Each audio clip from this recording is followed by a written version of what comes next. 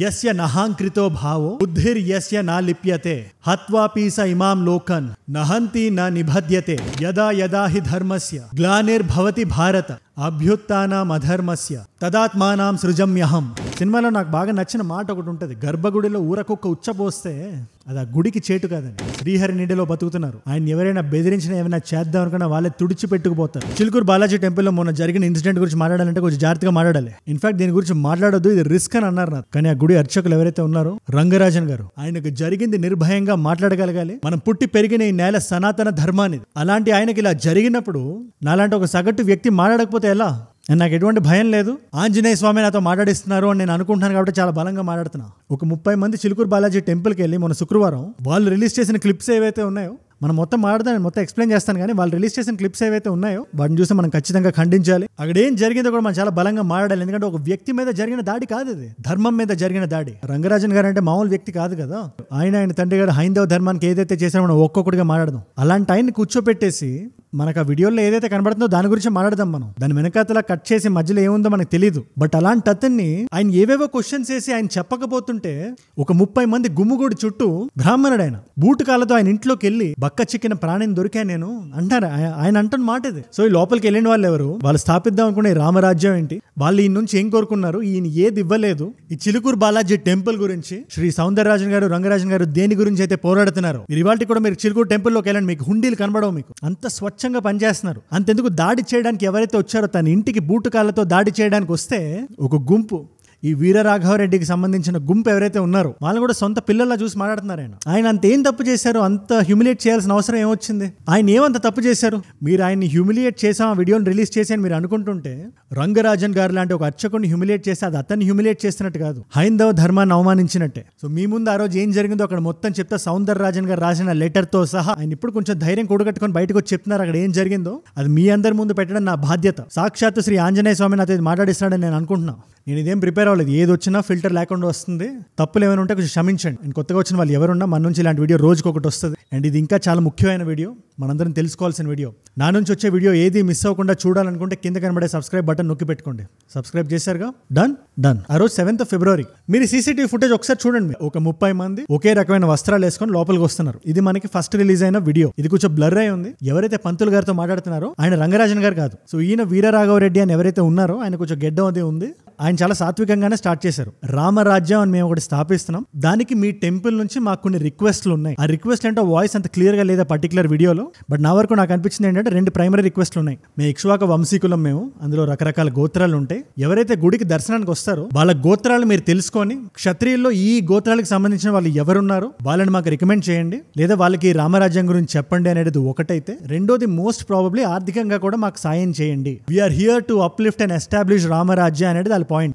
ఇలా కొంచెం ప్లెజెంట్ గానే మాట్లాడుతున్నారు. టక్కని వీడియో కట్ అయిపోయింది. నెక్స్ట్ అక్కడికి సడన్ గా రంగరాజన్ గారు వచ్చారు. అండ్ ఇన్ఫాక్ట్ ఆ రోజు 3ంటికి దిగారు. ప్రయాగ్రాజ్ లో ఉన్నారు, త్రివేణి సంగమం దగ్గర. అక్కడ చేయాల్సినవన్నీ చేసి దేవుణ్ణి దర్శించుకొని పొద్దున్నే వచ్చి, నిద్ర లేదు పాపం, ఒక 3 గంటలు పడుకొని ఉంటారు ఆయన, కర్మయోగం. అప్పుడే 7ంటికి లేచి కొంచెం రెడీ అవ్వడానికి కొంచెం బయటకు వస్తుంటే, టేక్ హిమ్ ఇంటూ కస్టడీ అని చెప్పి తన జీవితం, తన ప్రాణం మొత్తం గోవింద సేవకు అంకితం చేసిన ఒక వ్యక్తిని మీరు బలవంతంగా తీసుకెళ్లి ఆయన ఫిజికల్ గా మ్యాన్ హ్యాండిల్ చేసి ఆ క్లిప్స్ అన్ని కట్ చేసి, ఇది నేను ఎందుకు చెప్తున్నానంటే ఆ పర్టికులర్ వీడియోస్ ఎవరైనా చూస్తే left side of the face మొత్తం కొంచెం కందిపే ఉంది పాప. ఆయన ఏదైనా శ్రీహరి మొత్తం చూస్తానే ఉంటాడు.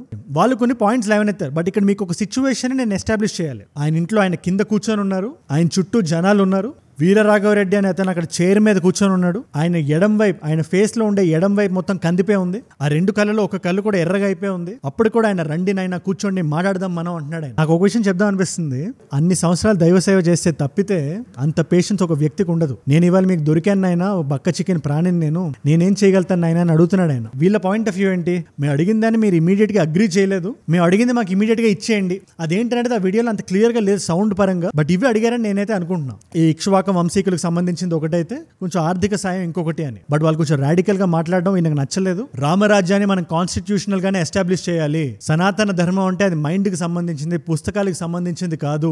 అది కాలానుగుణంగా మారతానే ఉంటది. ఇవాళ చట్టబద్ధంగా ఉండే రాజ్యాంగాన్ని మనం రెస్పెక్ట్ చేయాలి అని రంగరాజన్ గారు అంటుంటే, కాన్స్టిట్యూషన్ ఇవన్నీ తర్వాత వచ్చాయి. మేము స్థాపించాలనుకున్న రామరాజ్యంలో బ్యూరోక్రాట్స్, కలెక్టర్స్, పోలీసులు, జడ్జిలు, సుప్రీంకోర్టు జడ్జి అయినా కూడా అతను ఇంపీచ్ చేయొచ్చు అని భగవద్గీతలో కొన్ని శ్లోకాలు, కొన్ని సెక్షన్ల నంబర్లు వీర వీరరాఘవరెడ్డి అని ఆయన చెప్పారు. సో ఆయన ఏం సెక్షన్ మాట్లాడారో మనం మాట్లాడదాం. ఒక్కొక్కటిగా చెప్తున్నాను, జాగ్రత్తగా వినండి. ఆర్టికల్ 124 సబ్ క్లాస్ 4, ఇది సుప్రీంకోర్టులో ఉండే జడ్జినే ఇంపీచ్ చేసే చట్టం ఇది. సో ఆయన పాయింట్ ఆఫ్ వ్యూ ఏంటి, ఎందుకు లేవనెత్తారు ఆయన? మెయిన్ స్థాపించాలనుకున్న రామరాజ్యానికి అగెయిన్స్ట్ గా సుప్రీంకోర్టు జడ్జి మాట్లాడినా సెంట్రల్ గవర్నమెంట్ ఆ సుప్రీంకోర్టు జడ్జినే ఇంపీచ్ చేయొచ్చు. రాజ్యాంగం అనేది మా ఐడియాలజీ ఆఫ్ రామరాజ్యం తర్వాతే వస్తుంది, కానీ దీని ముందు అది రాదు అనేది దాని పాయింట్. ఇదంతా ఆయన కింద కూర్చోబెట్టే మాట్లాడుతున్నారు. ఆయన ఒక్కటే మాట అంటున్నారు, మనం ఏం చేద్దామన్నా చట్టబద్ధంగానే చేద్దాం ఆయన. నేను అలాగే టెంపుల్ ఎండోమెంట్ ల్యాండ్ గురించి కూడా మేము అలాగే పోరాడుతున్నాం కదా. మా నాన్నగారు టెంపుల్ ప్రొటెక్షన్ మూవ్మెంట్ కన్వీనర్ ఆయన, నేను కూడా అందులో చాలా ఇంపార్టెంట్ మెంబర్ని అని నిష్పక్షపాతంగా అతన్ని ఆ విధంగా కూర్చోపెట్టినా కూడా ఆయన పాయింట్ ఆఫ్ వ్యూ ఆయన ముందు పెడుతున్నారు. ఆయన ఈ టెంపుల్ ప్రొటెక్షన్ మూవ్మెంట్ గురించి మీతో మాట్లాడాలి. హైందవ టెంపుల్స్ ఉంటాయి కదా, అవి గవర్నమెంట్ అండర్లో ఉండకూడదు అని వీళ్ళు పోరాడతారు. టెంపుల్ ల్యాండ్ ఎంక్రోచ్మెంట్స్ ఉంటాయి కదా, అవి ఉండకూడదు. టెంపుల్ ఫండ్స్ ని కరెక్ట్ గా వాడాలి. హిందూ రిచువల్స్, ట్రెడిషన్స్, కల్చర్స్ వీటిలన్నింటినీ మనం ప్రిజర్వ్ చేయాలి అని లెజిస్లేటివ్ లెవెల్లో చేంజెస్ తీసుకురావాలని లీగల్ గా వాళ్ళు ఫైట్ చేస్తున్నారు. నాన్న మేము లీగల్ గా ఫైట్ చేస్తాను, లీగల్ గానే ఏదైనా చేద్దాం. నా వరకు అంటే రామరాజ్యం అంటే ఇలా లీగల్ గానే ఉంటుంది. రాడికల్ గా రామరాజ్యం అనేది స్థాపించబడలేదు. మీ థాట్స్, ఐడియాలజీస్ రాడికల్ గా ఉన్నాయి కాబట్టి నన్ను కొంచెం నేను వేరుగా చూస్తున్నాను ఆయన మీ మూవ్మెంట్ నుంచి అని ఆయన చెప్పుకొచ్చారు. ఆయన మధ్యలో కట్ చేస్తాను, నువ్వు విను, మీరు చెప్పడం ఒకటే కాదు, మేము చెప్పింది కూడా మీరు వినాలి అని చెప్పి కట్ చేసి మధ్యలో ఆయన్ని సెక్షన్ 197 సిఆర్పిసి తెలుసా నీకు అంటారు. అసలు సంబంధం లేదు. సెక్షన్ 197 అంటే ఏంటి? ఎవరైనా ఒక పబ్లిక్ సర్వెంట్, ఒక డిస్ట్రిక్ట్ కలెక్టర్ అవ్వనివ్వండి, లేదా ఒక ఎస్ఐ అవ్వనివ్వండి, తన పని, తన డ్యూటీ పరిధిలో ఉండే పనిని తను చేసుకుంటూ వెళ్తే ఏ కోర్టు తనను ఆపకూడదు, వాళ్ళ మీద ఎటువంటి క్రిమినల్ ప్రొసీడింగ్స్ పెట్టకూడదు అని చెప్పేది. అది దానికి దీనికి సంబంధం ఏంటో నాకైతే అర్థం కావట్లేదు. బట్ వాళ్ళ పాయింట్ ఆఫ్ వ్యూ ఏమై ఉండొచ్చు అంటే, మనం కోర్టు మెట్లెక్కి పోరాడడం కాదు, మనం చేసే పని మనం చేసుకుంటూ వెళ్ళిపోతే కోర్టు కూడా మనల్ని ఏం చేయలేదు. ఈ 197 సిఆర్పిసి ఏదైతే ఉందో, ఒక ఆంధ్రప్రదేశ్లోనే 87,000 ఎకరాల టెంపుల్ ల్యాండ్ ఎంక్రోచ్ అయిపోయింది. తమిళనాడు, తెలంగాణ ఇలా రకరకాల స్టేట్స్ లీగల్ గా పోరాడుతున్నారు ఇది మనకి వెనక్కి రావాలని. అలాంటి సైద్ధాంతిక బలం ఉండే వ్యక్తి ఆయన. సో న్యాచురల్ గా వీళ్ళతో కొలాబరేట్ అవుదాం అనుకోలేదు ఆయన. అంత మాత్రాన ఈ విధంగా ట్రీట్ చేసి కింద కూర్చోబెట్టి వీడియోస్ తీసుకెళ్లి సర్క్యులేట్ చేస్తారు. నేను తెలియక అడుగుతున్నాను. నేను చిలుకూరు బాలాజీ టెంపుల్ లో ప్రధాన అర్చకులైన 500 సంవత్సరాల చరిత్ర ఉండే టెంపుల్, కాకతీయ డైనాసిటీ నాటిది. ఒక వ్యక్తి తిరుపతి వెళ్ళలేక అక్కడ కూర్చొని అధ్యయనం చేస్తే శ్రీహరి అతని ముందుకు వచ్చి ఇక్కడ గుడి కట్టమన్నారంట. అలాంటి గుడిలో ప్రధాన అర్చకుడిని ఇలానా మనం చూసుకునేది. నేను అందుకే అంటున్నా, ఇది ఆయనకు జరిగిన అవమానం కాదు, మనకి జరిగిన అవమానం. ఆయన ఏమైనా తిట్టినా, ఆయన ఏమైనా గట్టిగా మాట్లాడినా, సినిమాలో నాకు బాగా నచ్చిన మాట ఒకటి ఉంటుంది, గర్భగుడిలో ఊరకొక్క ఉచ్చపోస్తే అది ఆ గుడికి చేటు కాదని. ఈ ఇన్సిడెంట్ జరగడం వల్ల ఆ టెంపుల్ అథారిటీస్ వాళ్ళు కంప్లైంట్ రాస్తే మోయినాబాద్ పోలీస్ స్టేషన్ కి వెంటనే వీరరాఘవరెడ్డి అనే అతన్ని అదుపులోకి తీసుకున్నారంట. తప్పు లేదు, ఎందుకంటే ఆయన ఆ విధంగా కింద కూర్చోపెట్టి రంగరాజన్ గారిని ఆయన మొహం పెట్టి చూస్తూ పాటలు పాడుతున్నాడు. ఆయన భగవద్గీత శ్లోకాల గురించి చెప్తున్నాడు. 3 శ్లోకాలు చెప్పాడు ఆయన. ఆ శ్లోకాలు ఏంటో నేనే చెప్తాను మీరు. ఆయనకి అక్కడ ఏదో టెస్ట్ పెట్టి మీకు ఈ గోత్రాలు ఏంటి, ఎక్ష్వాక వంశీకుల్లో ఏ గోత్రాలు ఉంటాయి, ఇదేంటి అదేంటి అని అతన్ని అడిగి, నాయనా నేను ఫెయిల్ అయిపోయాను నాయన అంటాడు. ఆయన నన్ను వదిలేయండి అని మొత్తుకుంటున్నాడు. ఆయన భయం కూడా ఏంటి, ఆయన ఆరోగ్యంగా ఉంటేనే కదా శ్రీహరి సేవ జరిగేది. భగవద్గీత చాప్టర్ 18 వర్స్ 17 తెలుసా మీకు అని అడుగుతాడు. ఏంటి? యస్య నహాంకృతో భావో బుద్ధిర్ యస్య నా లిప్యతే హత్వాపీస ఇమాం లోకన్ నహంతి నా నిబధ్యతే. శ్రీకృష్ణుడు అర్జునుడితో చెప్తున్నారు, ఎటువంటి ఈగో లేనివాడు, తన ఇంటెలెక్ట్ టార్నిష్ కానివాడు, తను చంపినా చంపనట్టే, తన యాక్షన్స్కి ఎటువంటి పర్యవసానాలు ఉండవని. నేను ఒకటే అడుగుతున్నా, దానికి దీనికి సంబంధం ఏంటి? అంటే మీరు చేసే పనులు, మీరు రంగరాజన్ గారిని అట్లా ట్రీట్ చేస్తే దానికి పర్యవసానాలు ఉండవు అనుకుంటున్నారా? శ్రీకృష్ణుడు చెప్పిన కాంటెక్స్ట్ ఏంటి, మీరు తీస్తున్న రీజనింగ్ ఏంటి? క్లియర్ గా రాస్తుంది, ఈగో లేని వ్యక్తి, ఇంటెలెక్ట్ టార్నిష్ కాని వ్యక్తి అని. భగవద్గీత చాప్టర్ 4 వర్స్ 7 గురించి చెప్తున్నారు. యదా యదా హి ధర్మస్య గ్లానిర్భవతి భారత అభ్యుత్థానం అధర్మస్య తదాత్మానాం సృజమ్యహం.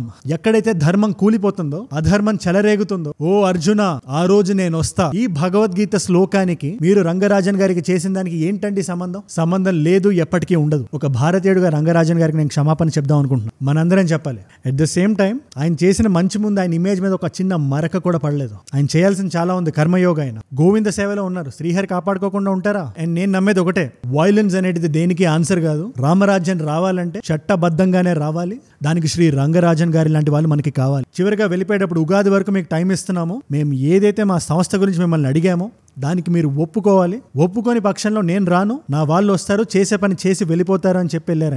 ఉగాది వరకు సమయం ఇస్తున్నా నీకు, వచ్చి చేయాల్సిన పని చేసుకెళ్ళిపోతారు. స్వామి కరెక్ట్ కాదండి. మన అర్చకుల్ని మనం గౌరవించుకోకపోతే ఎలా? ఆయన ఎన్ని సంవత్సరాలు గోవింద సేవకు అంకితం చేశారు.